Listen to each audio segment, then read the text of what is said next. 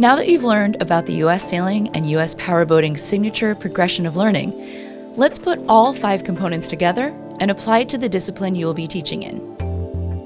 The Chalk Talk is primarily cognitive, providing the learner with new information in a classroom environment, allowing the student to process this new information without the added components of motor skills, equipment, or being on the water. The instructor begins the Chalk Talk by preparing a lesson plan, deciding on an objective, and collecting all materials before the students arrive. The instructor should greet each student with a warm welcome by making eye contact, smiling, and maybe giving a handshake as they enter the class. How's it going? Yeah, cool. Come on in. Hi. Yeah, hi. Can't wait to learn about Powerboat. Oh, yeah. The instructor begins the Chalk Talk by presenting the objective and the focus skill for the day's lesson. Our objective is to complete a pivot turn in a confined space. Next, the instructor begins engaging the students with artful questions to link the students' prior knowledge and experience to the new content. To engage all students in the learning, a good Chalk Talk engages multiple learning pathways, such as kinesthetic activities like tracing illustrations in the text, visuals such as colorful visual aids, and auditory activities such as turn and talk to a partner at your table. How would you guys choose whether to start by turning to port or turning to starboard?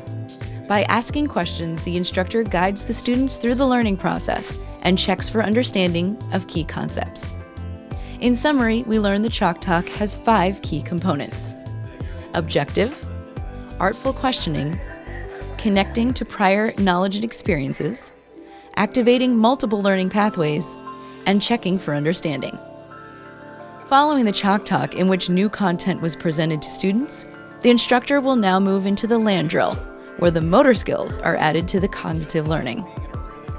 The land drill has 5 key components: proper planning and preparation, providing clear instructions. I'm going to turn to port so I get my bow through the wind, and the wind is going to help me the rest of the way. Making sure the land drill has a direct correlation to what students will practice on the water, 100% participation, and providing positive reinforcement and error correction. Yeah, the other way. Now that the student has learned and practiced the new skill in a controlled environment, the instructor will demonstrate the skill on the water. Clean, clear, and methodical examples are necessary to effectively build the student's understanding. Okay, so I'm coming into this really confined space right here, and I want to turn the boat around. I'm going to turn the boat around right in front of you guys. To initiate the turn, I turn my wheel all the way to the left. The instructor begins by demonstrating and verbalizing each step in the skill slowly, and then increasing speed to show the skill performed in real time. Instructor demonstrations are not interactive or kinesthetic for the students. The students are only observing, listening, and questioning when appropriate. When do you know to put it back into neutral?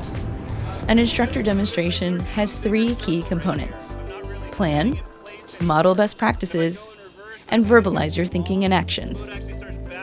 Student practice combines the new content delivered in the Chalk Talk and the motor skills executed in the land drills with the example provided in the instructor demonstration.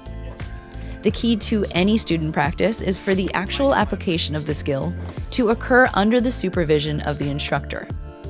Since students have already had an opportunity to absorb and process information, practice in a land drill, and watch an instructor demonstration, clear expectations should already exist. The instructor has 3 focus areas during student practice: safety, to ensure each student practices the skill, and to observe and record students achieving the skill.